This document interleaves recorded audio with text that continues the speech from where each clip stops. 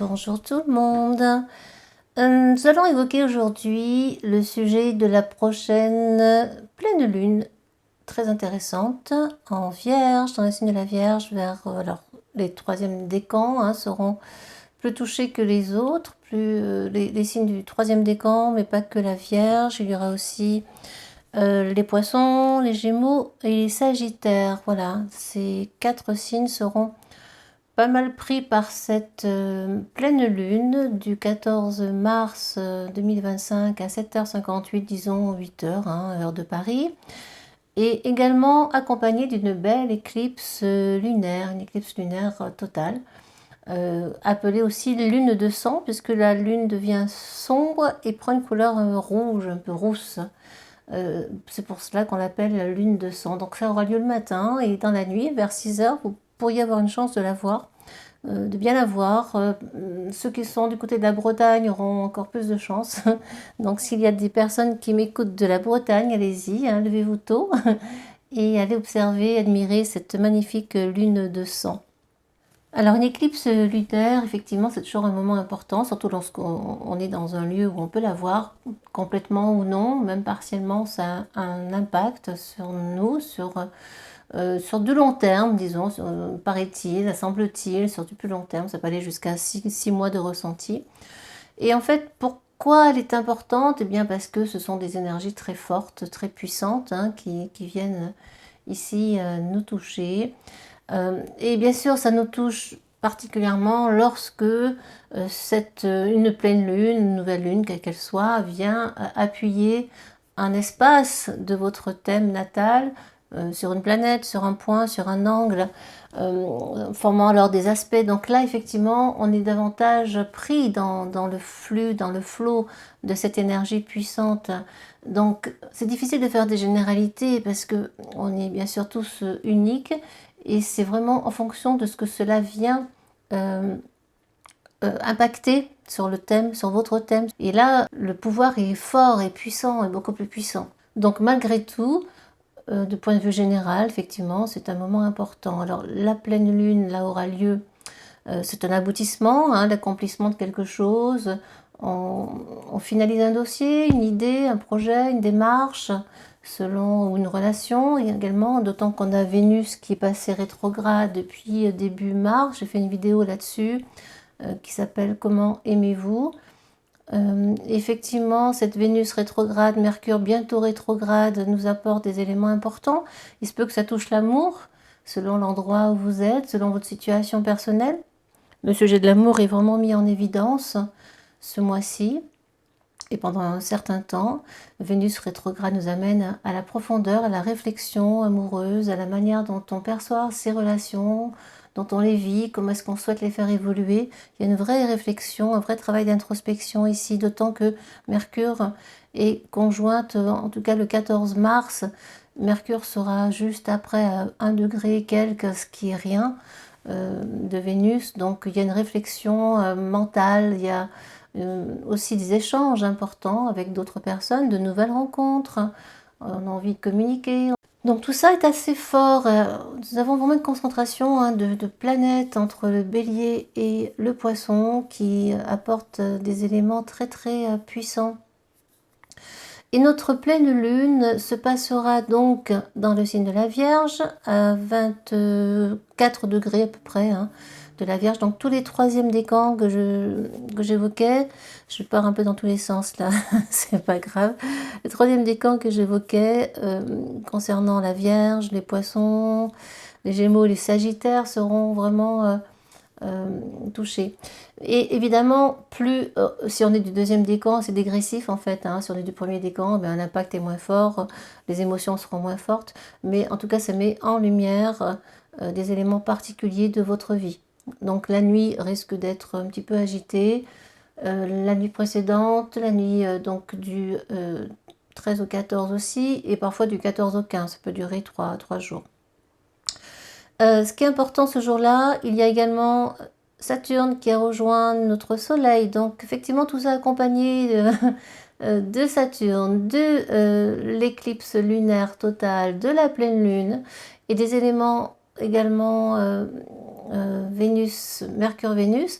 Ça fait beaucoup de choses, beaucoup de monde, et Neptune qui n'est pas loin. Donc vous voyez, il y a beaucoup, beaucoup d'énergie en mouvement. Soleil-Saturne, c'est pas la meilleure conjonction dont on puisse rêver, parce que le Soleil nous apporte énergie, objectif, conscience, etc. Et Saturne à côté, ben, c'est un peu plombant, faut dire les choses clairement. C'est un peu lourd, un peu épuisant parfois. On peut se sentir très fatigué à cette période-là. On peut se sentir comme un fardeau qui nous tombe dessus, ou l'impression de ralentir, que nos élans qui étaient bien engagés, eh bien d'un seul coup sont freinés, que on a des entraves, qu'on se crée soi-même des entraves. Il y a une prise de conscience aussi, la conscience est éveillée, et ça amène des émotions forcément, des émotions plus ou moins optimistes, plus ou moins pessimistes, avec Saturne à côté. Des remises en question profondes. On demande là vraiment de faire un travail en profondeur, très mature, très empli de sagesse pour réfléchir à nous, à soi, à qui l'on est, d'autant que c'est dans le signe du poisson avec Soleil-Saturne. Donc une réflexion peut-être collective, sociétale, peut-être de la manière dont on perçoit son travail. Est-ce qu'on a envie de changer? Est-ce qu'on a envie d'évoluer autrement, d'être dans quelque chose de plus éthique, de plus conscient, dans le sens de plus honnête, qui ne nous convient pas parce que justement, voilà, ça vient déranger, nous déranger quelque part et apporter de l'inconfort, de l'insatisfaction. Il peut y avoir une interrogation en ce sens. Ça pinaille beaucoup avec la lune en vierge. On est vraiment dans des émotions, un mental très fort, parce que la vierge, certes, c'est un signe de terre, mais extrêmement mental. Le moindre petit grain de sable qui vient perturber son organisation, c'est la catastrophe. Alors, vous voyez, en face de Saturne, eh bien, on peut pinailler sur des choses importantes, mais qui finalement ne sont pas tant que ça, ou donner de l'importance à des choses futiles, à des détails de la vie qui ne sont pas importants pour certains, mais qui pour certains autres, vierges entre autres, sont très importants. Donc on va focaliser là-dessus et ça va un petit peu nous titiller, vous agacer parce que c'est pas aussi rapide que vous le souhaiteriez. Et puis il y a des petits grains de sable qui vous entravent. Alors ça pour la Vierge c'est hyper stressant. Dès que ça fonctionne pas comme elle l'a planifié, c'est compliqué pour elle dans sa tête. C'est compliqué de l'admettre, de le comprendre et de l'accueillir surtout. Donc nos stress, je demanderais à nos Vierges de se calmer, de s'apaiser, de méditer pour être dans une énergie beaucoup plus sereine, plus apaisée, plus tranquille, pour éviter d'être pris dans ce flux énergétique très fort avec cette opposition avec Soleil et conjoint à Saturne qui est puissante. Cette conjonction va rester quelques jours, elle va tous nous toucher bien sûr, hein, mais elle va rester quelques temps puisque Saturne met du temps à avancer. Il faut que aussi le travail de conscience, de persévérance, d'effort se mette en place. C'est aussi ça, Saturne, la notion d'effort, de construire pour du long terme, de la durée. Donc voilà, si vous êtes un petit peu dans cette énergie-là, eh bien c'est un peu normal. Il se passe beaucoup de choses en ce moment et ça va durer encore quelques temps. On est peut-être dans un plein mouvement de changement, un mouvement fort d'avancée collective, sociétale, c'est possible aussi. C'est un travail de fond, d'autant que Pluton est passé dans le signe des Verseaux il n'y a pas si longtemps de manière définitive. Et donc Pluton dans le Verseau, j'avais fait une vidéo, c'est la révolution. C'était la révolution que l'on connaît dans l'histoire. Pluton en Verseau, ça révolutionne. Il y a une forme de rébellion qui se met en place, une forme d'envie de changement, de moderniser aussi, mais de faire un travail de nettoyage en profondeur, en fait, de purifier. Et nous avons aussi pas mal de choses cette année avec ces nombreuses planètes qui changent de signe. Neptune est tout près, tout près, tout près, 29 degrés 23 le 14 mars du Bélier. Alors là, l'énergie va changer notablement. Nous sommes dans une énergie beaucoup plus frontale, plus directe, l'intuition, le collectif. On agit pour soi, de manière plus personnelle, individualiste, mais aussi en même temps pour servir le collectif. Il y aura cette interrogation-là, cette réflexion-là à mener. Attention, il sera question de ne pas tomber dans quelque chose de trop individualiste. On est suffisamment comme ça. Il suffira vraiment de s'intérioriser pour mieux partager, peut-être faire un travail chacun pour soi, de purification, d'intuition, d'intuitif, de laisser un petit peu des mondes un petit peu plus subtils entrer en vous, de vous connecter davantage à quelque chose de plus grand, à la source, pour agir de manière beaucoup plus consciente, plus honnête, plus juste, plus droite, et de vous engager, de nous engager dans cette voie-là. Ce sera vraiment le conseil que je pourrais apporter. Et effectivement, toutes ces planètes qui changent de signe, Uranus changera de signe d'ici quelques temps aussi. Il est dans le signe du Taureau depuis pas mal d'années, et là maintenant il va passer dans le signe du Gémeaux, il prend une toute autre teinte, une autre énergie. Bon, ça c'est pas tout de suite, encore 2 mois, mais vous voyez, c'est une année très riche, 2025, très forte, mais qui aussi peut apporter pas mal de stress, de peur, d'angoisse, parce que on doit laisser être, laisser mourir des choses pour renaître à autre chose, mais cela demande un gros effort, cela demande d'accueillir ce qui se passe aussi dans vos vies, et d'être, comment dire, de prendre conscience de ce dont on n'a plus besoin, de l'évolution que l'on peut choisir pour soi. Ça, c'est important. Donc une année très forte, très riche, d'autant que c'est une vibration neuve, on termine pas mal de choses, mais ça passe aussi par des épreuves et des introspections importantes et un travail extrêmement fort de foi, de développement de la confiance en soi, mais également d'aller chercher d'autres connaissances qui sortent un petit peu de soi, de ce qu'on a autour de soi, pour mieux comprendre le grand tout, en fait, pour mieux se comprendre. Pour cette pleine lune en Vierge, il sera aussi question d'autres éléments qui sont plus encourageants. Nous avons la lune qui forme un trigone à Uranus, donc l'énergie est vraiment très encouragée, peut-être l'énergie autour de la terre, de la nourriture, besoin de se nourrir mieux. On peut peut-être chercher des petits moyens très pratiques, très concrets pour justement s'apporter, se nourrir autrement, s'apporter du bonheur, de la joie, de l'hygiène, une bonne hygiène de vie. On a des émotions très excitantes, excitées là, très fortes, très encouragées en tout cas. Des imprévus, des surprises qui pourraient arriver comme ça, sans qu'on s'y attende, avec Uranus. Une excitation vraiment, on peut être à fleur de peau malgré tout, même si c'est un trigone. Comme les énergies sont très fortes, voilà, on peut sentir à fleur de peau, un petit peu prêt à exploser, vous voyez. Un peu comme la foudre, un peu comme l'électricité qui est soudaine comme ça.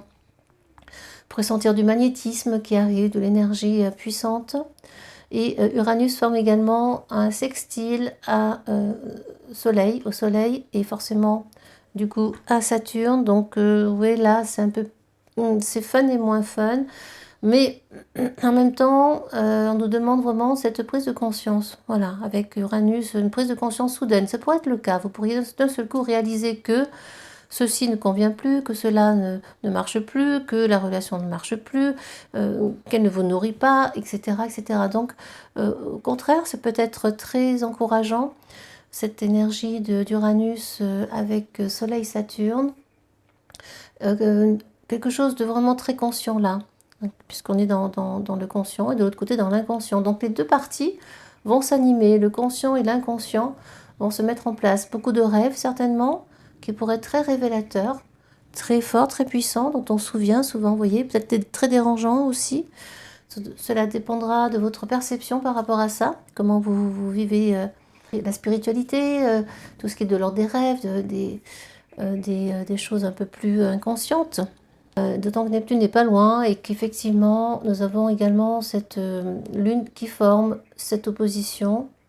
Donc cette opposition à Neptune vient effectivement nous titiller sur notre spiritualité, notre intuition, notre porosité aussi, capacité à recevoir, capacité à s'illusionner, capacité à fantasmer.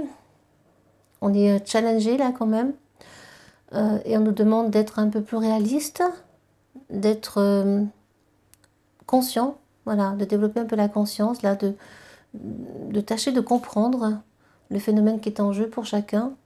Les croyances parfois erronées, ce à quoi on croit, une croyance personnelle, c'est pas forcément religieux, ça peut également. Voilà, c'est assez fort tout de même, tout ça. Et en même temps, dernier trigone de Mars avec justement la conjonction Soleil-Saturne. Là, vraiment, on est engagé par rapport au travail, mais par rapport aussi à son foyer, parce que Mars est toujours dans le signe du Cancer, à sa famille, au foyer, à l'habitat aussi, peut-être des travaux de rénovation prévus, mais qui peuvent être entravés avec Soleil-Saturne, c'est freiné, ça va pas comme on veut, pas aussi rapide. tout ça est mis en lumière. Il peut y avoir des agacements, de la colère passagère. En tout cas, malgré tout, l'énergie est puissante. On vous encourage à construire, prendre le temps de la durabilité, de se dire que ça ne va pas se construire en un jour, qu'il faut être patient. La patience sera mise à mal. Je vous invite à développer justement cela, à accueillir tranquillement ce qui se passe, à comprendre, à l'intérioriser, à faire un travail d'introspection. La méditation sera très utile en cette période. L'ancrage ou méditation active à travers une activité qui vous demande de la concentration, qui vous demande d'être dans la pleine conscience, l'instant présent. Dans l'instant présent, il y a zéro problème. Les problèmes commencent à partir du moment où le mental commence à œuvrer et à travailler et à amener des pensées plus ou moins sombres, plus ou moins optimistes. Et là, on est avec Soleil-Saturne dans quelque chose d'un peu plus sombre, d'un peu plus lourd, d'un peu plus déprimant, dépressif, des angoisses qui pourraient survenir d'un coup. Voilà tout cela en fait qui va être mis en lumière lors de cette pleine lune, parce que la pleine lune nous met en lumière. Donc observez, tâchez de vous lever tôt si vous pouvez, si vous êtes courageux. Observez cette lune de sang selon l'endroit où vous serez. Côté Atlantique, ce sera plus visible. Et je vous souhaite de vous connecter à cette pleine lune, peut-être faire un rituel, un nettoyage, ça s'impose, une purification avec une bougie, nettoyer, se purifier, faire un travail aussi avec le foie, etc. C'est le moment, c'est la période. Donc allons-y, nettoyons, nettoyage de printemps. Moi j'en ai fait un beau là pendant 2 jours. Donc voilà, nettoyons parce que c'est une énergie qui s'y prête et on a envie de nettoyer, on a envie de purifier. Bien, écoutez, merci pour votre écoute, j'espère avoir été claire, suffisamment du moins. Merci pour vos abonnements, merci d'être là, d'écouter mes vidéos si vous pouvez. Vous mettez un petit j'aime et vous le partagez si vous le souhaitez bien évidemment. Ce sera un honneur. Merci à vous, à très bientôt pour la suite. Prenez soin de vous et bonne, belle, magnifique éclipse lunaire totale. À bientôt, au revoir.